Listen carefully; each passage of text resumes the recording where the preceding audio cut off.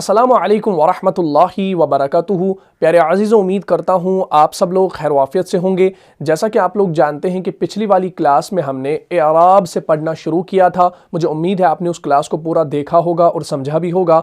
अगर अभी तक आप में से किसी ने उस क्लास को नहीं देखा है तो यहाँ पर जो आई का बटन शो हो रहा है इस पर आप क्लिक कीजिए और उस वीडियो को शुरू से लेकर आखिर तक ज़रूर देखें और सवाब की नीयत से वीडियो को ज़्यादा से ज़्यादा शेयर भी करें। और उस क्लास का जो लिंक होगा वो आपको डिस्क्रिप्शन में भी मिल जाएगा। तो जैसा कि आप लोग जानते हैं कि पिछली वाली क्लास में हमने ये जान लिया कि एराब जो होता है वो इस्म की 3 हालतों को बयान करता है।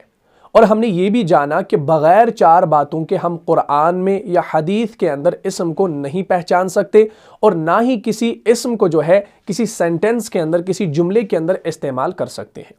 तो वो 4 चीज़ें कौन सी थी? सबसे पहला था एराब, दूसरा था जिन्स, तीसरा था अदद और चौथा था वुसअत।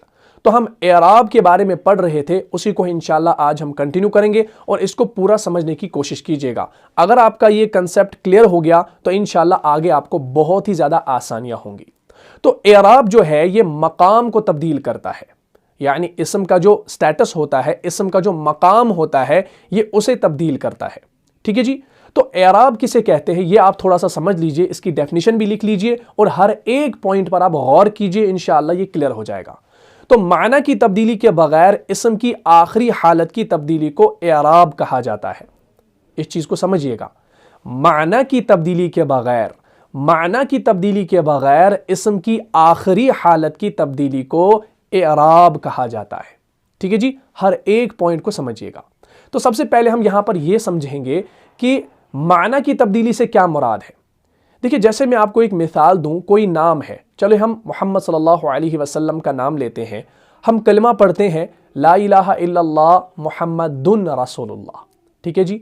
अज़ान पढ़ते हैं अशहदु अन्ना मुहम्मदन रसूलुल्लाह और दुरूद पढ़ते हैं अल्लाहुम्मा सल्ली अला मुहम्मदिन। ठीक है ना। तो हमने कलमे में मुहम्मदुन पढ़ा, अज़ान में मुहम्मदन पढ़ा और दुरूद में मुहम्मदिन पढ़ा। तो ये जो इस्म है, तो ये जो इस्म है, कौन सा इस्म? मोहम्मद सल्लल्लाहु अलैहि वसल्लम का। तो ये जो इस्म है इसका माना जो है वो एक ही है। इसका माना जो है, इसका मीनिंग जो है वो एक ही है। मोहम्मदुन से भी वही माना है, मोहम्मदन से भी मोहम्मद सल्लल्लाहु अलैहि वसल्लम माना है और मोहम्मदिन से भी मोहम्मद सल्लल्लाहु अलैहि वसल्लम ही समझा जाएगा। ठीक है। तो माना जो है वो एक ही है, लेकिन हालत तब्दील हो गई, हालत तब्दील हो गई। तो माना की तब्दीली के बगैर इस्म की आखिरी हालत की तब्दीली को एराब कहा जाता है। तो ये मोहम्मदुन, मोहम्मदन, मोहम्मदिन जो हुआ, ये आखिर में क्या हुआ? हालत तब्दील हुई ना, इसे एराब कहा जाएगा। माना तब्दील नहीं हुआ। तो आपने ये जहन में रखना है एराब के मुतालिक कि माना की तब्दीली के बगैर इस्म की आखिरी हालत की तब्दीली को एराब कहा जाता है। तो उम्मीद करता हूं एराब आपको समझ में आ गया होगा। तो आखिरी हालत की तब्दीली यानी इस्म की जो आखिरी हालत होती है उस तब्दीली को हम एराब कहते हैं। ठीक है जी। तो अब एराब के एतबार से इस्म की 3 हालतें होती हैं। ये मैंने आपको पिछली क्लास में भी बताया था। तो इस्म जो होगा या तो ये हालत रफ़ा यानी फ़ाइली हालत में होगा, या तो इस्म हालत नस्ब यानी मफ़ऊली हालत में होगा, या तो इस्म हालत जर यानी इज़ाफ़ी हालत में होगा। ये मैंने आपको पिछली क्लास में लिखवा लिया है और थोड़ा सा समझा लिया है। तो आज हम इसको मज़ीद जानने की कोशिश करेंगे। तो 3 हालतें कौन सी हैं? हालत रफ़ा, हालत नस्ब और हालत जर। ठीक है जी। इसको अभी आप लिख लीजिए जैसा कि आप स्क्रीन पर देख रहे हैं। तो थोड़ा सा मैं आपको ये समझा देता हूं, इंशाल्लाह फिर आपको ये खुद ब खुद समझ में आ जाएगा। तो इस्म जो होता है वो हालत रफ़ा में ही होता है। इस्म जो होता है, नाउन जो होता है, वो हालत रफ़ा में ही होता है।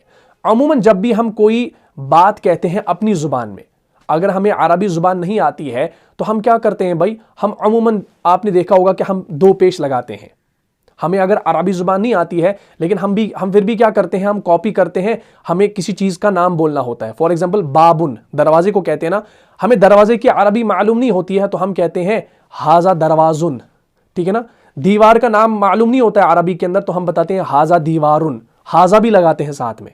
जब हमें अरबी जुबान नहीं आती है तो हम अमूमन ऐसे ही कुछ भी बोलते हैं अपनी जुबान में। ठीक है ना। दरवाजा बंद कर युन, दरवाजा खोल युन। तो हम अपनी जुबान में जो है ना अरबी बना देते हैं। तो हम उन लगाते हैं। क्या लगाते हैं? उन लगाते हैं, हालत रफ़ा।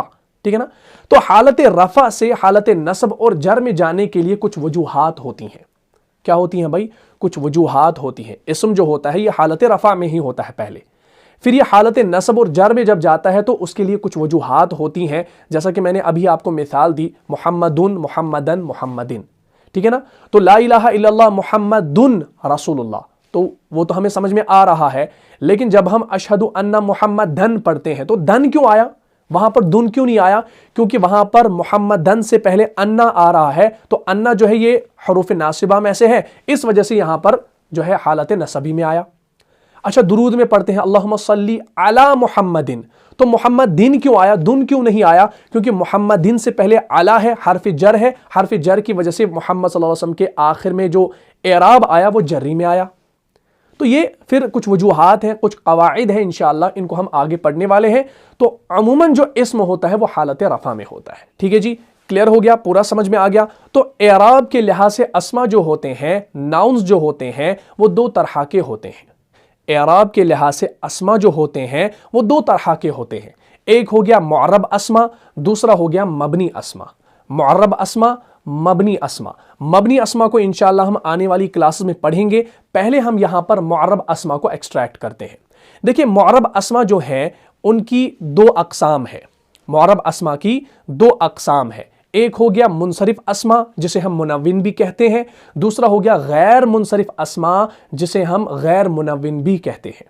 मुनसरिफ अस्मा, गैर मुनसरिफ अस्मा। तो आज की क्लास में हम पहले यहां पर मुनसरिफ अस्मा को समझेंगे, फिर इंशाल्लाह कल वाली क्लास में गैर मुनसरिफ को जानेंगे, फिर इंशाल्लाह मबनी अस्मा की तरफ चले जाएंगे। ठीक है जी, एक एक चीज को पहले समझेंगे तो इंशाल्लाह ये एराब का जो टॉपिक है ये क्लियर हो जाएगा, कंसेप्ट क्लियर हो जाएगा, तो आप इसको अच्छे तरीके से समझ पाएंगे। तो पहले हम यहां पर मुनसरिफ अस्मा को जानेंगे। मुनसरिफ अस्मा किसे कहा जाता है? देखिए, ये वो अस्मा है जिनकी एराबी हालत जो है वो तीनों हालतों में तब्दील होती है। मुनसरिफ अस्मा वो अस्मा हैं जिनकी एराबी हालत जो है, जिनकी एराबी हालत जो है वो तीनों हालतों में तब्दील होती है। अब यहां पर आपने दो चीजों को समझना है। एराबी हालत अगर आपको समझ में आ गया है, जैसे मैंने कहा कि इस्म के आखिरी हरफ पर जो हरकत होती है उसे हम एराब कहते हैं, तो एराबी हालत उसी को कहा जाएगा। ठीक है जी, तो मुनसरिफ अस्मा जो हैं ये वो अस्मा हैं जिनकी एराबी हालत जो है वो तीनों हालतों में तब्दील होती है। तीनों हालतों से यहां पर क्या मुराद है? यानी हालत रफ़ा में जो इस्म होगा उसके आखिरी हरफ पर दो पेश होंगे। हालत नसब में इस्म के आखिरी हरफ के ऊपर दो ज़बर और एक अलिफ होगा, और हालत जर में इस्म के आखिरी हरफ के नीचे दो ज़ेर होगी। जैसे कि मैंने आपको अभी मिसाल दे दी, ला इलाहा इल्लल्लाह मुहम्मदुन रसूलुल्लाह, तो वहां पर मुहम्मदुन आया। अशहदु अन्ना मुहम्मदन, तो वहां पर मुहम्मदन आया। अल्लाहुम्मा सल्ली अला मुहम्मदिन, तो वहां पर मुहम्मदिन आया। तो ये क्या है भाई? मुहम्मदुन, मुहम्मदन, मुहम्मदिन। तो देखिए, इसकी एराबी हालत जो है ना वो तीनों हालतों में तब्दील हुई। हालत रफ़ा में मुहम्मदुन, हालत नसब में मुहम्मदन, और हालत जर में मुहम्मदिन। तो हम कह सकते हैं कि मोहम्मद सल्लल्लाहु अलैहि वसल्लम का जो नाम है, इसमें गिरामी है, ये मुनसरिफ अस्मा में से है। या कोई भी ऐसा इस्म, कोई भी ऐसा नाम जो तनवीन के साथ हो, जैसे कलम है, कलमुन, कलमन, कलमिन, किताबुन, किताबन, किताबिन, आकिबुन, आकिबन, आकिबिन। तो तीनों हालतों में ये चेंज हुआ ना।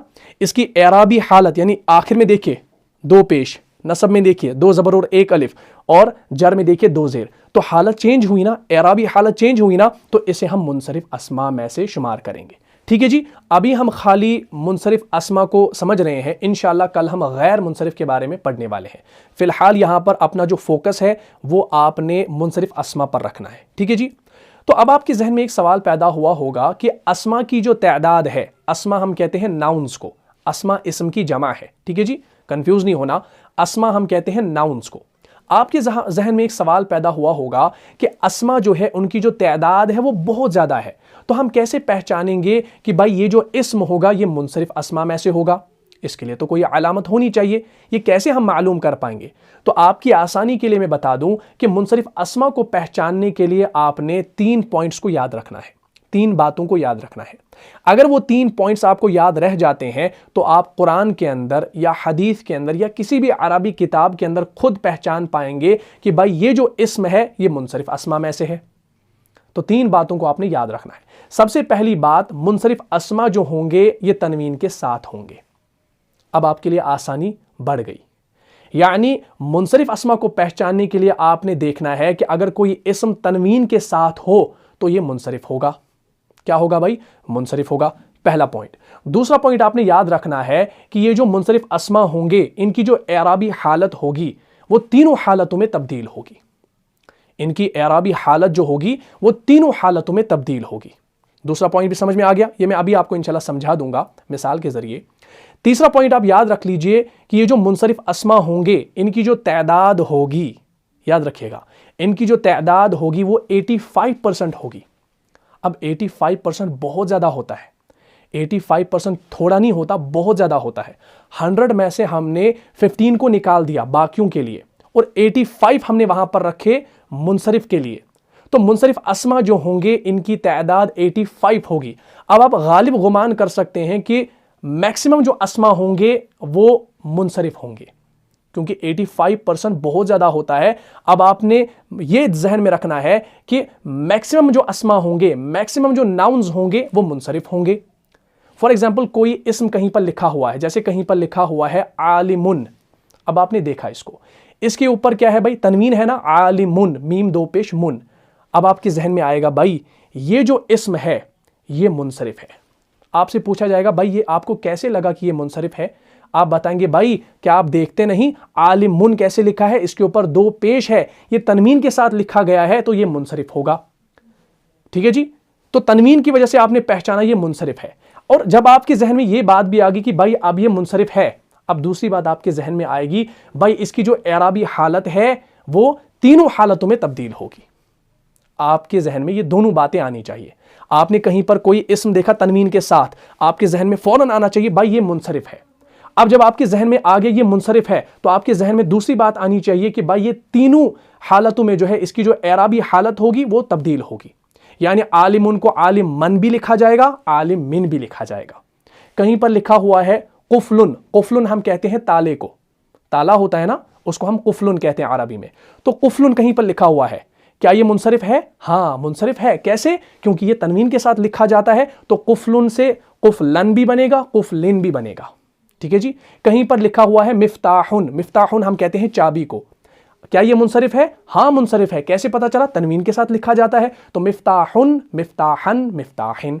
तो तीनों हालतों में जो है इसकी एराबी हालत जो है वो तब्दील होगी। ठीक है जी। जैसे मैं आपको सूरह नस्र के अंदर एक एग्जाम्पल दे देता हूं। हम आखिर में क्या पढ़ते हैं? इन्नहु कान तव्वाबा।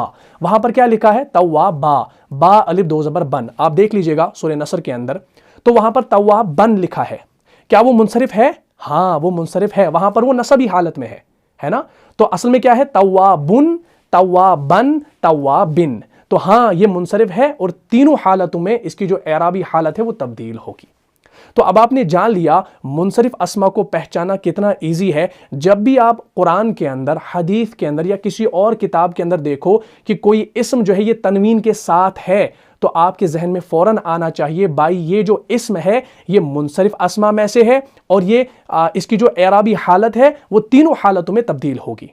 यानी हालत रफ़ा में उसके आखिर में दो पेश आएगा, हालत नसब में दो ज़बर और एक अलिफ आएगा और हालत जर में दो ज़ेर आएगा। ठीक है जी। जैसे मैं आपको मिसाल दूं, कलमुन, कलमन, कलमिन, मुस्लिमुन, मुस्लिमन, मुस्लिमिन, किताबुन, किताबन, किताबिन, हामिदुन, हामिदन, हामिदिन, मुहम्मदुन, मुहम्मदन, मुहम्मदिन। क्लियर हो गया? पूरा यहां तक समझ में आ गया? अब एक और बात को आप नोट कर लीजिए और इसको समझ लीजिए। ये जो हालत नसब में आप देख रहे हैं कि दो ज़बर के साथ अलिफ भी आ रहा है, हालत नसब में आप देख लीजिए कि दो ज़बर के साथ अलिफ भी आ रहा है। ठीक है ना। जैसे आपने अभी देखा कलमुन, कलमन, कलमिन। पहले देखिए हालत रफ़ा में कलमुन खाली मीम के ऊपर दो पेश है। फिर आप देखिए हालत नसब में कलमन, मीम अलिफ दो ज़बर मन है तो अलिफ भी आ रहा है दो ज़बर के साथ। और हालत जर में देखिए कलमिन खाली मीम के नीचे दो ज़ेर है। तो हालत नसब में क्या हो रहा है कि दो ज़बर के साथ अलिफ भी आ रहा है। और आपने कुरान मजीद के अंदर भी अमूमन देखा होगा कि दो ज़बर के साथ जो है अलिफ भी लिखा हुआ होता है। लेकिन कुछ अस्मा ऐसे भी हैं जिनके आखिर में दो ज़बर के साथ अलिफ का इजाफा हालत नसब में नहीं होगा। इस चीज़ को आपने याद रखना है। कुछ अस्मा, कुछ नाउन्स ऐसे भी आपको मिलेंगे जिनके आखिर में खाली जो है दो ज़बर आएगी, अलिफ साथ में नहीं लिखा जाएगा। तो इसकी दो एक्सेप्शंस है। इन दो एक्सेप्शंस को आप नोट कर लीजिए और इसको समझने की कोशिश कीजिए। सबसे पहली जो एक्सेप्शन है वो ये है कि अगर कोई इस्म गोल ता पर ख़त्म हो रहा हो, अगर कोई इस्म गोल ता पर ख़त्म हो रहा हो, और गोल ता को हम कहते हैं ताए मरबूता, गोल ता का जो नाम है ताए मरबूता इसे कहा जाता है। इसको अपनी कॉपी पर नोट कर लीजिए। अगर कोई इस्म गोल ता पर क्या हो रहा हो, ख़त्म हो रहा हो, तो उसके आखिर में जो है सिर्फ दो ज़बर लगेगी, अलिफ का इजाफा नहीं होगा, यानी अलिफ नहीं आएगा। ठीक है जी। अगर कोई इस्म गोल ता पर ख़त्म हो रहा हो, ताए मरबूता पर ख़त्म हो रहा हो, तो उसके आखिर में खाली दो ज़बर लगेगी, अलिफ नहीं आएगा।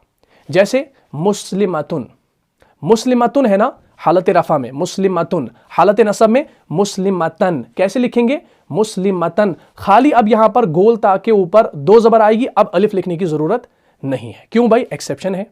ठीक है ना, मुस्लिमतुन, मुस्लिमतन, मुस्लिमतिन, बाकी जो है वैसे ही चलेगा। जैसे जन्नतुन है, जन्नतुन का जन्नतन, कैसे लिखेंगे जन्नतन, खाली अब यहां पर गोल ता के ऊपर दो ज़बर आएगी, अलिफ को लिखने की ज़रूरत नहीं है। मैं आपको कुरान से भी मिसाल दे देता हूं, जैसे सूरह मुजादिला के अंदर है, आयत नंबर 16 के अंदर, 16 के अंदर आप देख लीजिएगा, वहां पर एक कलिमा है जुन्नतन। जुन्नतन हम कहते हैं ढाल को, इसका माना जो है वो है ढाल। वहां पर लिखा है बिस्मिल्लाहिर्रहमानिर्रहीम, इत्तखज़ू अयमानहुम जुन्नतन, इत्तखज़ू अयमानहुम जुन्नतन। वहां पर आप देखना कि जुन्नतन है, खाली वहां पर गोल ता के ऊपर दो ज़बर है, अलिफ का इजाफा नहीं है। इत्तखज़ू अयमानहुम जुन्नतन फसद्दू अन सबीलिल्लाहि फलहुम अज़ाबुम मुहीन। ठीक है जी। तो इस आय करीमा में आप देख सकते हैं। क्लियर हो गया। तो पहली एक्सेप्शन, अगर कोई इस्म गोल ता पर ख़त्म हो रहा हो तो खाली अब वहां पर दो ज़बर आएगी, अलिफ का इजाफा नहीं होगा, जैसा कि मैंने आपको एग्जाम्पल दे दी। दूसरी जो एक्सेप्शन है वो ये है कि अगर कोई इस्म अलिफ और हमजा पर ख़त्म हो रहा हो, अगर कोई इस्म हमजा और अलिफ पर ख़त्म हो रहा हो, तो तब भी जो है आखिरी वाले हरफ पर खाली दो ज़बर आएगी, अलिफ का इजाफा नहीं होगा।